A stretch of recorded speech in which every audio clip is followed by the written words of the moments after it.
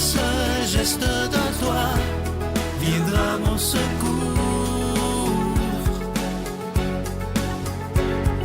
Viens semer dans mon âme le grain de l'amour. Je traverse un désert et je meurs de soif. Montre-moi le mystère qui garde la foi. Bon vendredi 19 novembre, bienvenue à votre émission La Victoire de l'amour. En ce beau vendredi, on rejoint le docteur Valérie-Julie Brousseau pour sa chronique et à l'homélie, ce sera le révérend Joël Lapierre.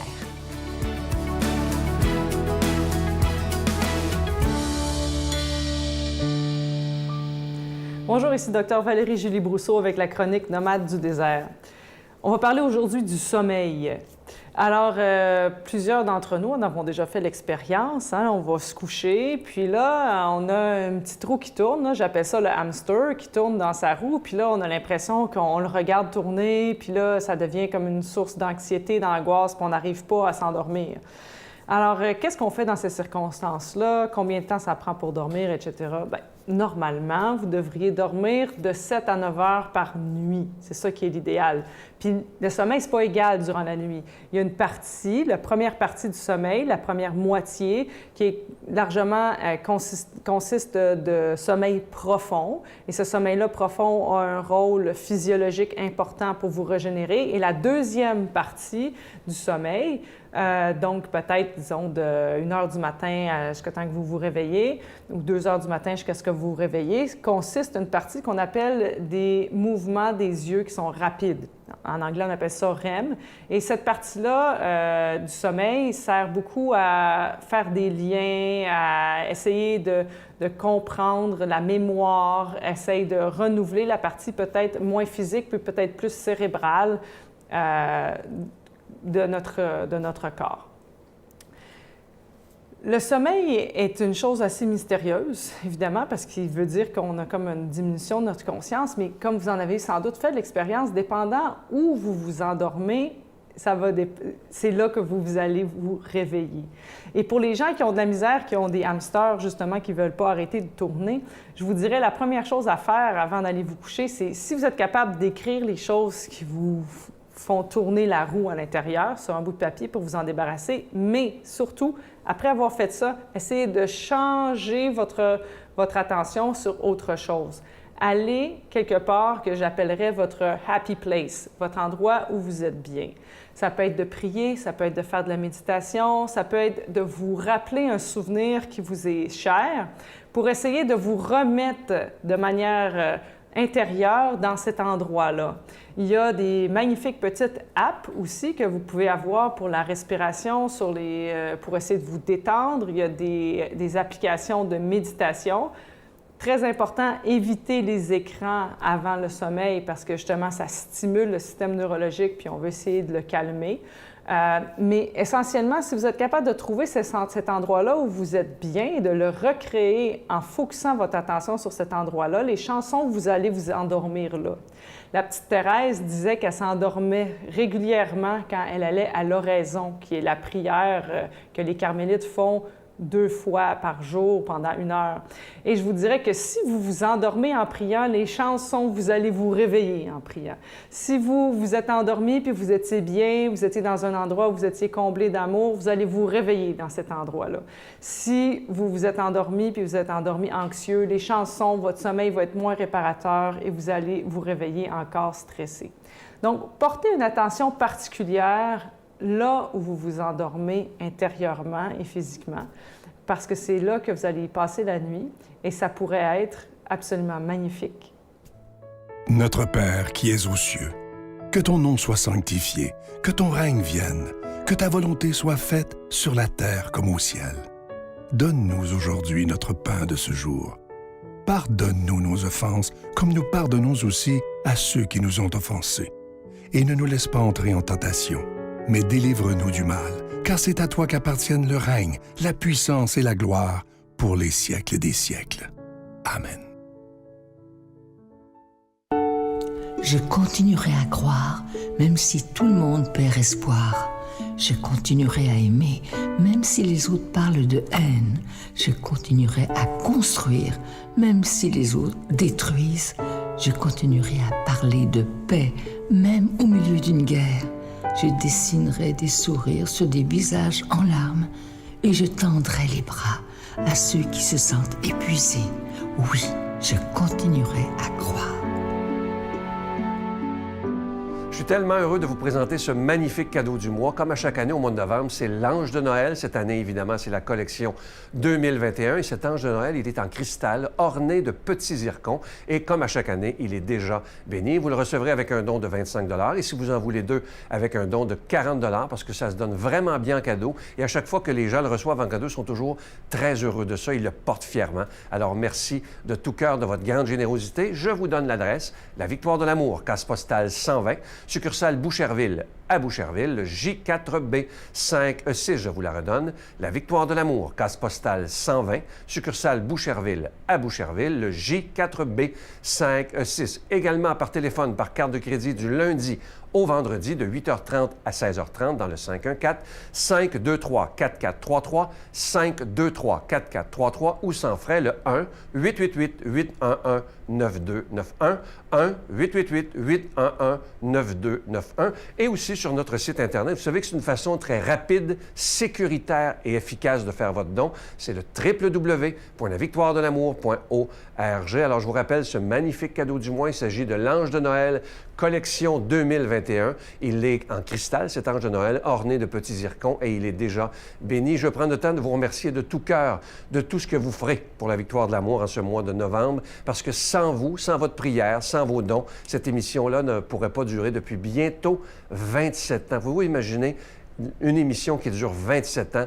Ça tient du miracle pour moi. Alors, merci de tout cœur de ce que vous faites pour la Victoire de l'Amour, afin qu'on puisse être là pour des dizaines et des dizaines d'années.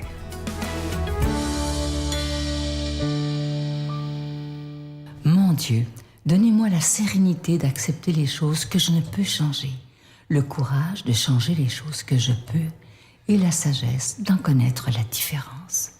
Amen.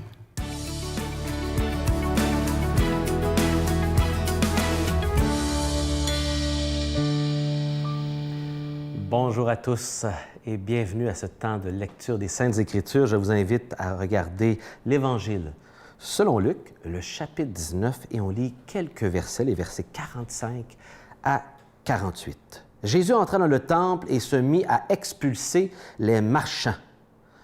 Alors là, tout à coup, peut-être vous vous rappellerez, nous avons lu un texte similaire il y a une dizaine de journées, et vous pourrez regarder la date du 9 novembre, où on a regardé le récit de Jean 2. Il faut faire une distinction ici importante. Ce récit où Jésus expulse les gens du temple, ici, on se trouve à la dernière venue de Jésus, donc après 3 ans et demi de ministère, juste avant sa crucifixion. Dans Jean, c'est une histoire qui s'est passée à l'époque de Pâques aussi, mais 3 ans auparavant, au début de son ministère, dans Jean, chapitre 2. Vous allez remarquer aussi les versets qui vont être cités dans les 2 textes qu'on retrouve dans les Matthieu, Marc et Luc, ici, sont différents de ceux que Jésus va utiliser pour justifier par les Saintes Écritures son intervention auprès de ces marchands qui profitent des gens. 2 textes différents, 2 époques différentes, mais on voit encore ici le cœur de Jésus et on va l'expliquer davantage. Il leur déclara, « L'Écriture dit, ma maison sera une maison de prière. Or, vous en avez fait une caverne de brigands. » Ouf, de bandits.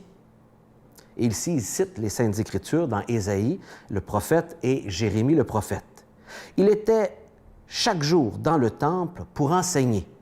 Les chefs, les prêtres et les scribes aussi, que les notables cherchaient à le faire mourir, mais ils ne trouvèrent pas de moyen d'y arriver. En effet, le peuple tout entier était suspendu à ses lèvres.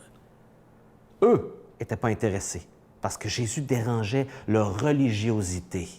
Leur incompréhension, leur manque de connaissance personnelle de Dieu. Ils étaient dans de la religiosité, dans des choses à faire. Alors que les gens ici avaient une soif spirituelle dont les leaders spirituels de l'époque n'arrivaient pas à étancher avec leur religiosité qui dégoûtait Jésus ici. Donc, on a fait la distinction ici entre les récits qu'on retrouve dans Matthieu, Marc et Luc, celle-ci, qui se trouve à la fin du ministère de Jésus, et le récit où Jésus fait cela au tout début de son ministère dans Jean 2. Rappelons ici que nous sommes à l'époque de la Pâque où ce qu'il fourmille du monde de partout comme une ruche, des milliers de voyageurs partout, et c'était autour de 200 000 agneaux qui étaient tués à cette époque-là pour les sacrifices de tous ces gens-là qui venaient pendant cette semaine-là de Pâques. Évidemment, les circonstances, il y avait des tensions politiques avec Jésus qui avait accumulé maintenant 3 ans et demi de ministère. Ça se parlait un peu partout de Jésus qui viendrait à Jérusalem. Il y avait des circonstances politiques, mais en même temps, la Pâque était un moment de ressourcement. Le rythme habituel de la Pâque était la prière, les sacrifices, du repos, du ressourcement en famille.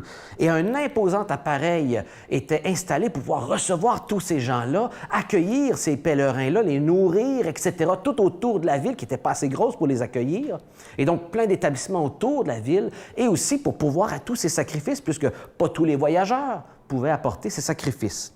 Et ce qu'on a vu la semaine dernière, c'était combien ces vendeurs dans le temple exploitaient et profitaient de la situation, malheureusement, pour vendre à profit exorbitant, à un profit qui était littéralement du vol, qui rend Jésus, pour qui Jésus, tout cela est odieux, alors qu'ils n'ont pas compris le sens de la Pâque. Mais écoutez bien ceci.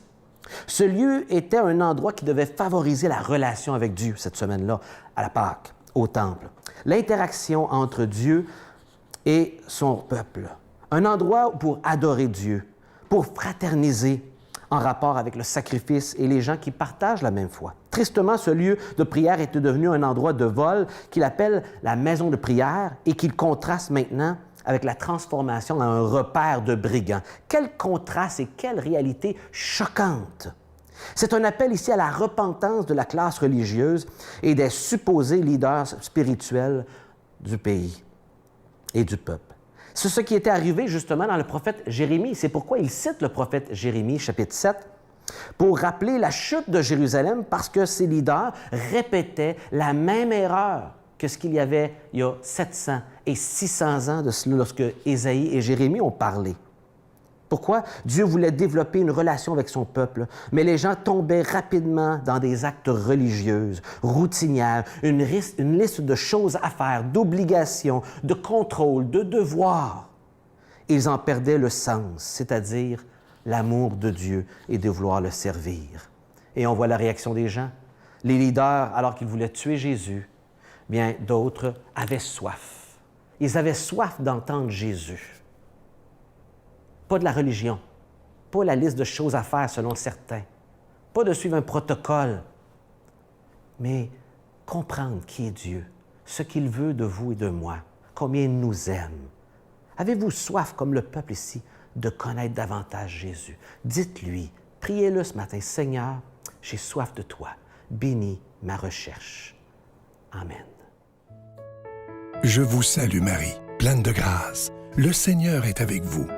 Vous êtes bénie entre toutes les femmes, et Jésus, le fruit de vos entrailles, est béni.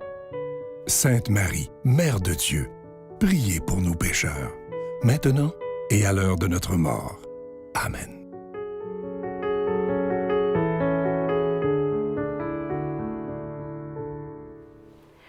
Je vous propose aujourd'hui une petite démarche que je fais régulièrement. Pourquoi pas remettre au bon Dieu nos victoires, nos bons coups, lui remettre la gloire. Gloire à toi, Seigneur.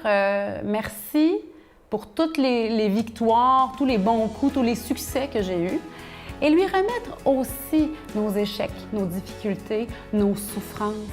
Tout lui appartient de toute façon et ça nous décharge. Il a dit « Venez à moi, vous tous qui ployez sous le poids du fardeau. Je vous procurerai le repos. » Gratitude pour le jour qui à chaque éveil me tire dehors.